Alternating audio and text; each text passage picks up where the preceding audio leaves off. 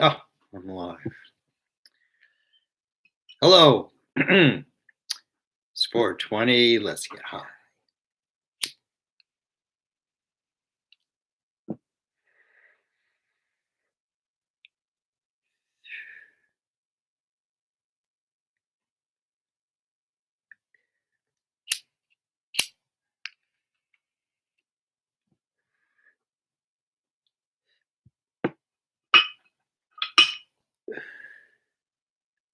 All right. So, as we go into the second week, the second day, in the last week of counting the Omer, Sfiras Omer, which is Malkut, the week of Malkut, the week of royalty. And royalty is depicted in the mouth. And one of the attributes of royalty is speech. And the king of the world spoke the world into creation. And nothing else really speaks, meaning nothing else really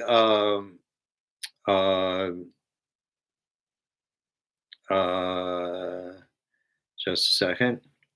Nothing else can articulate ideas and speak them according to the person's personality. In the Talmud, they always mention different teachers.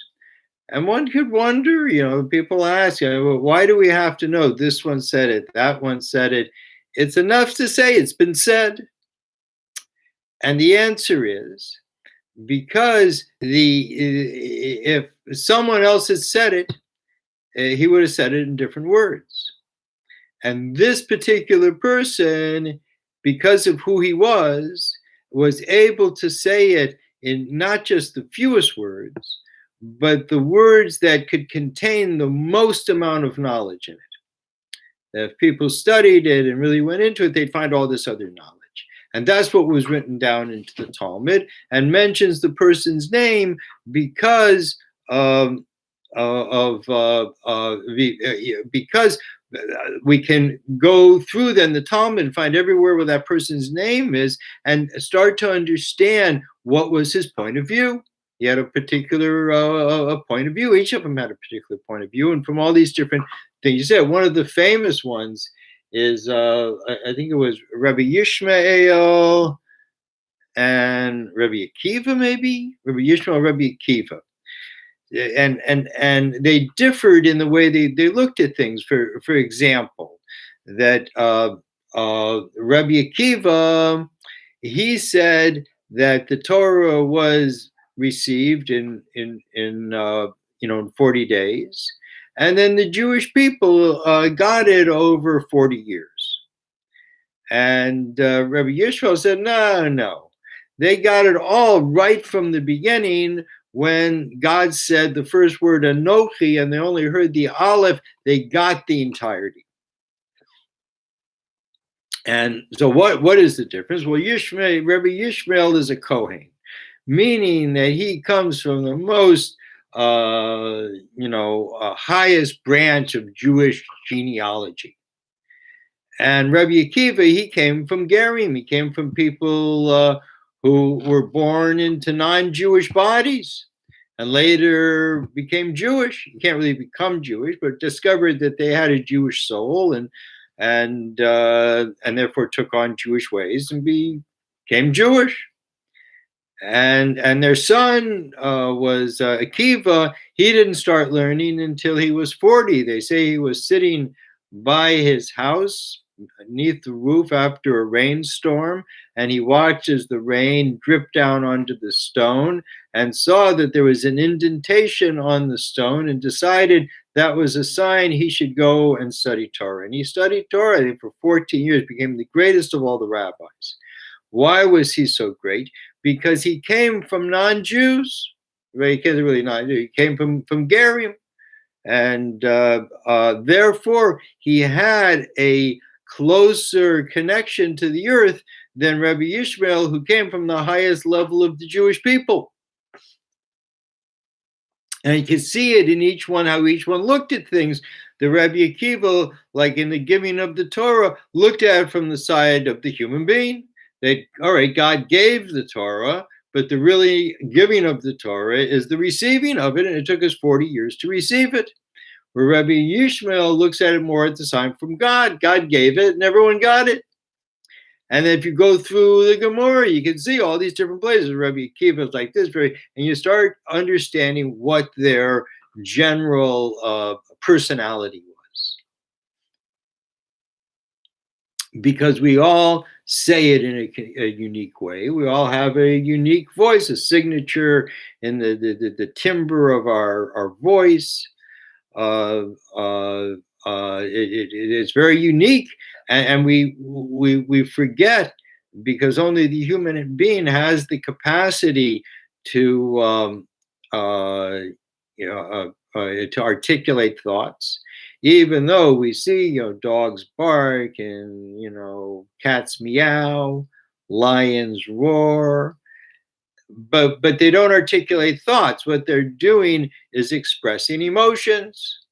The animal feels virile, so he roars. The cat feels sensual, so it purrs, and and the dog's just always yapping away. But they don't articulate thoughts. That's what's special to the human being, and that's what makes royalty.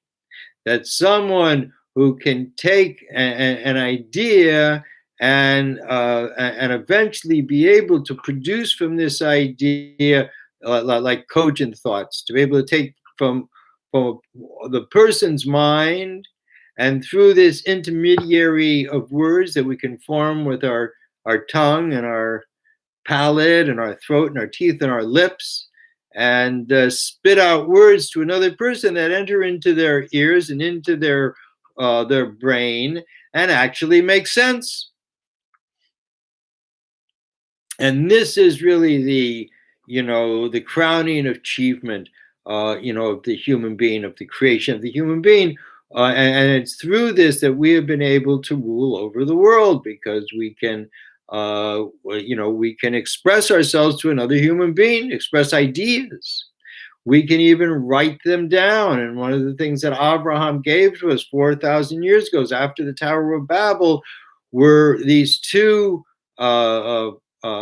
ancient languages, first Arabic and then Hebrew, both of which contain prophecy. Can contain prophecy because they're considered whole languages, where other languages were pieced together from broken pieces of languages coming from the Tower of Babel. And so it's in this speaking. It's not only just thoughts, but it's also being able to give judgment. Like you can't have judgment is not in an action. One has to be able to articulate why it is that they're carrying out that action. And this is where kind of justice comes into it. And this is where really justice is performed, because, the other 7 commandments the other 6 commandments that are given to everyone in the world, you don't really require talking. You have to not talking. Not to worship idols, or not to use God's name in vain. I guess that has to do with talking, but it has to do with not talking. And not to steal, not to murder. It has nothing to do with talking. Even making laws, to protect women and children and in sexuality and protect nature. But the one place where you need talking is law, because you need witnesses who have to come and speak. And you have, the plaintiff, the accused. You have all these different people who need to express themselves. And also in Jewish and in Sharia law, that you have the judge who's sitting in judgment, not just of what is the end conclusion, But how does everyone get there to make that sure that the process is not just fair, but that it really is serving justice? Because that's the seventh commandment, is to make laws of court that seek justice. And that's what we all want, in Roman society, where the whole thing is about winning. That's all justice means that I won, which is just us. But in the Semitic peoples, the Arabs and the Jewish people, the way we do laws, we want to know the truth, what really happened. And if you have a witness, it's not good enough to have a witness. You have to have a witness that is a good witness. And it's interesting, and they put to death very seldomly. And a death penalty wasn't a deterrent like it is in Roman society, but rather that it was like a spiritual cleansing, like, for example, stoning. Like they didn't kill the person by stoning, because you're not allowed to inflict, even if you have to kill someone, which it says if the courts killed more than one person in 70 years, the courts themselves were considered murderers. It was their job to find justice in a way that could keep society from having to kill someone. And sometimes there was just no way around it, and they had to do it, but it was a very seldom thing. And when they did it, they weren't allowed to inflict pain. And so certainly, being stoned to death, would be quite painful. But rather they threw the stones on the person after he was dead. They take him up to a tower, they give him some acid to drink, he'd start to fly, and when he hit the ground, he was dead. And then they would throw the rocks on him. And but this was to fulfill some sort of spiritual justice, which only really the judges understood. But generally, people were not killed for their crimes. There was other ways to deal with them, and we have probably the most ridiculous system to put people into jails instead of. We could use these people. In the old times, the way that justice was done, that if a person stole from another person, he had to pay back. He had to pay back twice, and if he couldn't pay back, then he had to become a slave to that person until he worked enough to pay back his debt. And as another thing, a very cool thing, that between two thieves, one's a robber, goes with a gun, a knife, holds people up, takes their money. The other's a pickpocket. And he dresses up real nice, looks like everyone else, and that allows him to put his hands in someone's pocket because they're not expecting it from someone who looks like them. And so there's the judges decreed that there is a different punishment. It's not just plain stealing, but because there are different types of punishment, there should be a different type of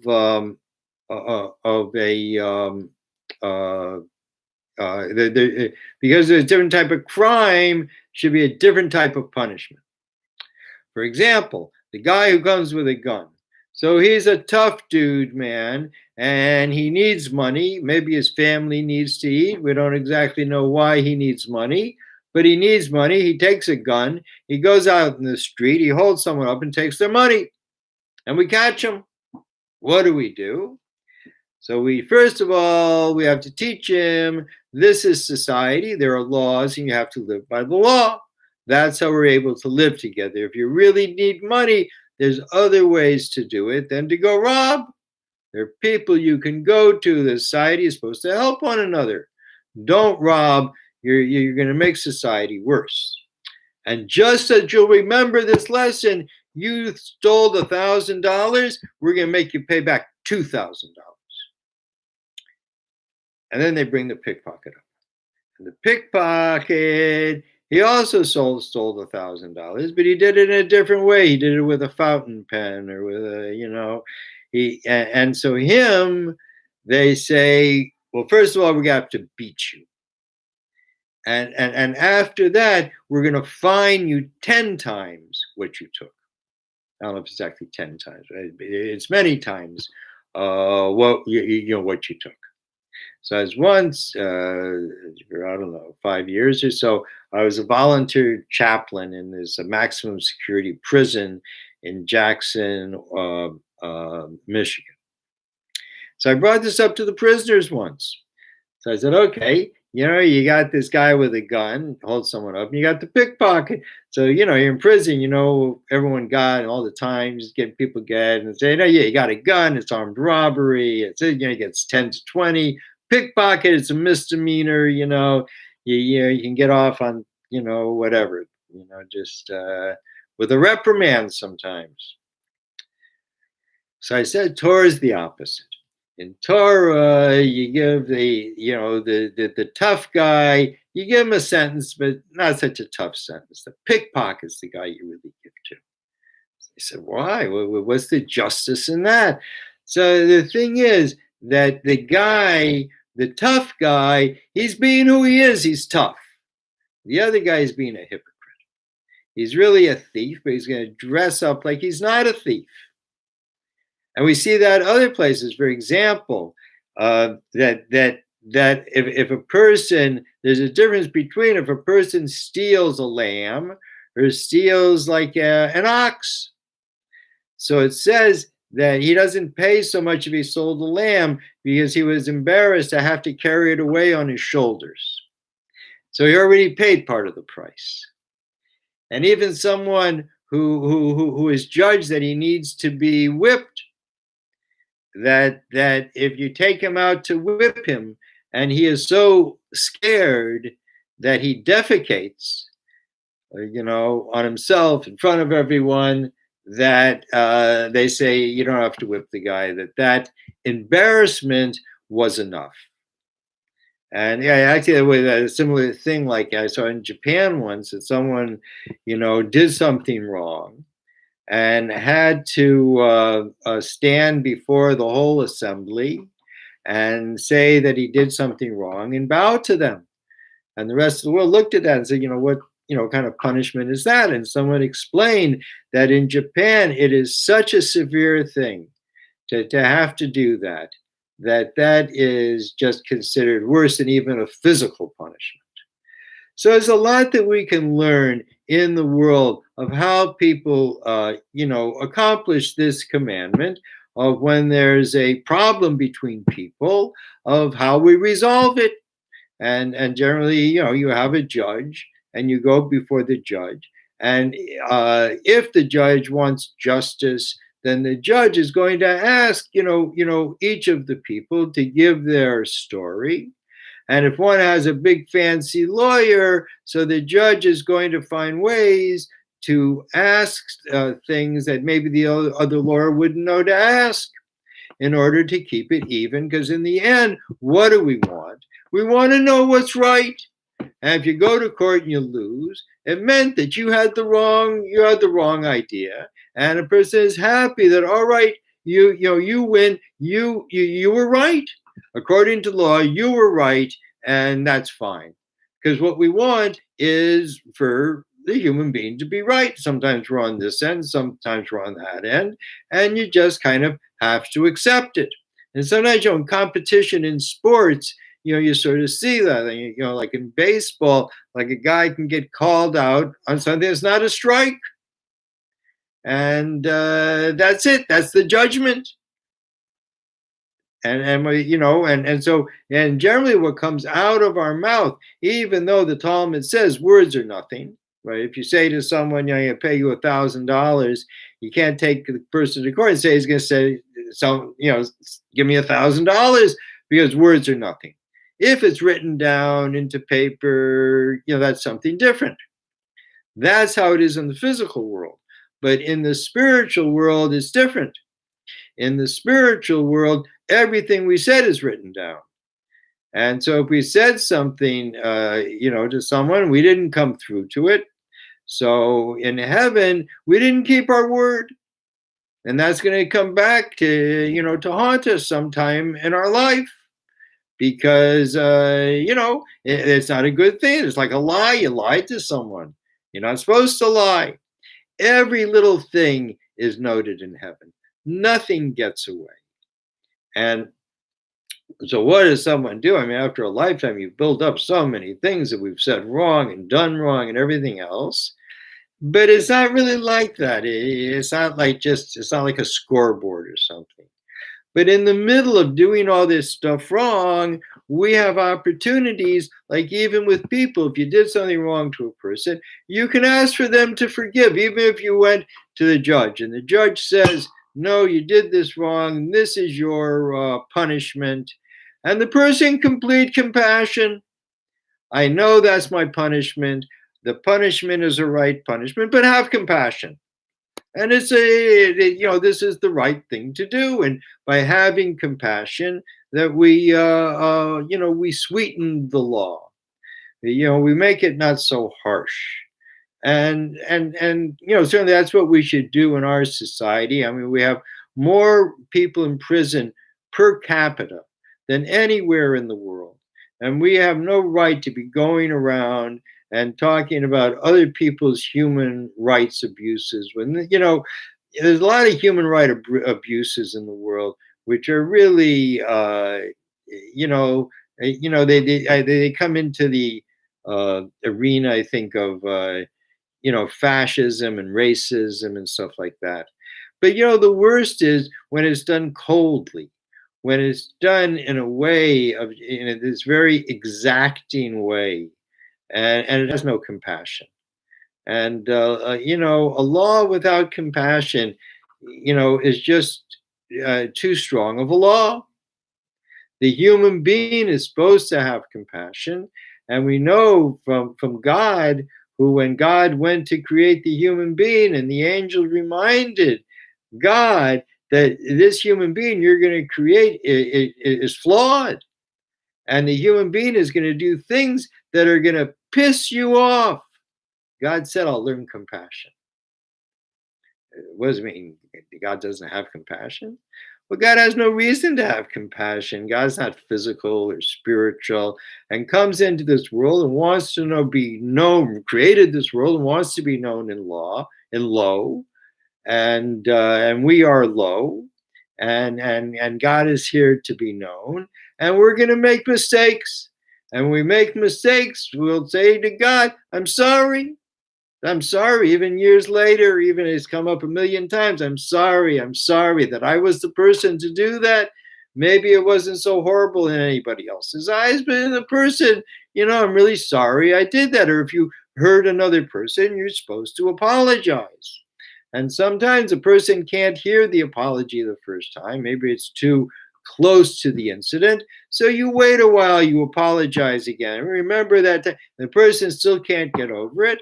You wait for another span of time and ask a third time. And if the person can't forgive another person after 3 times, obviously the person who did the wrong remembers it and feels bad about it. And if you can't forgive the person, then God forgives the person. 3 times is enough. Person has a right, you have the right not to forgive. But God will forgive, because 3 times is enough, and we're all flawed, and we all do things that are wrong. And some of us know beforehand, because someone taught us, and some of us don't know because no one taught us. And nonetheless, the punishment seems to be the same. But in the end, and the main thing to know is God is compassionate. That God, loves us and is compassionate. And one of the things we say on Yom Kippur, which is the final day of judgment, and these 10 days correspond, particularly the 10th day, Yom Kippur, corresponds to the mouth, to Malkut, to the week that we're in now. And what I want to say,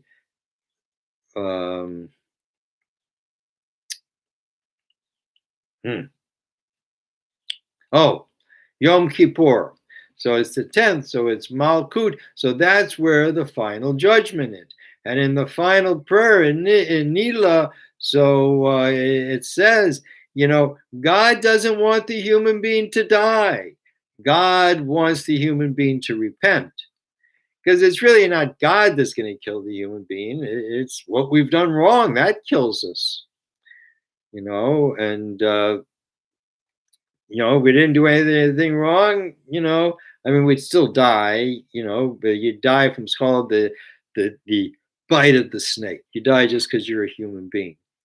But most of the wrong things we do leaves like kind of spaces in our armor, and things can get in, and things can hurt us and affect us. And life is difficult. It's not easy. But if you live it with God, if you understand that God is here everywhere, all the time, to everybody, wherever you go, God is there. God says, when you go into the grave, I'm there also. God is always with us, and you can always talk to God. And God doesn't talk back. God talks back through the heavens, through the things that do happen on the earth, but God hears. And God likes to be acknowledged, and maybe we have a problem and God doesn't fix it, but we should all know that God answers all prayers. Sometimes the answer is no. And oftentimes later we find out, thank God the answer was no. We don't want God to just give us whatever we want because, we don't know what's good and bad, and God does. So sometimes we want something, we don't get it. All right. You know, there was this Rebbe, a couple of hundred years ago, and he was known to be like a very high person. And he could do miracles. And it was known that if you went in to the Rebbe and you handed him your letter, your request, and if he took it in his hand, he would be that the request would come true. And so one day, when one man, God forbid, I mean, he had his child was very sick, and he was just he didn't as he ran. He wrote a quick note, "My child's very sick, please." And he ran to the Rebbe, and the Rebbe said, "Put it on the table." And the man said, "No, take it." Take it. The Rebbe said, "What can I do?" It's not like the Rebbe took it. The child's going to come alive, and went home. The child was dead. No, the Rebbe couldn't do anything. It's from God. We live, we die. It's all according to God, and God loves justice. So sometimes we see in our world things don't appear to be just. I think one of the great examples is Chaim Vital, who is the author of all the books of Kabbalah.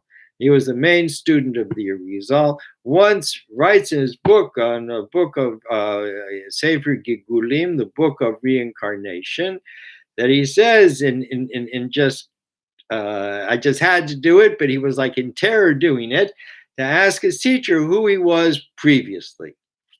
And the Rizal named off a few different lives he had had. And the last life he had died. He was a boy. He died at 13. What a horrible thing. And how the parents must have felt their child just at bar mitzvah, and he must have been a brilliant child and a wonderful child, and he could come back and be Chaim Vital, but he had, for some reason, he had to die in order to come back in the Nefla and be Chaim Vital. And so all things are adjudicated by the Creator, and the Creator loves justice. And we can be sure at the end of these 1,000 years, there is going to be justice, and we want to be on the good side of justice. We want to be on the righteous side of justice, seeking truth and trying to be a good human being. And, and the nice thing about being flawed is a good excuse for us is, hey, man, I tried. Because God judges us on our intentions, not on what we actually do. All right. Thank you very much for joining me today and listening to me. And I'll be back tomorrow, God willing, at 4:20, so we can get high. But just between you and me, you can get high in between those times too. All right. Bye.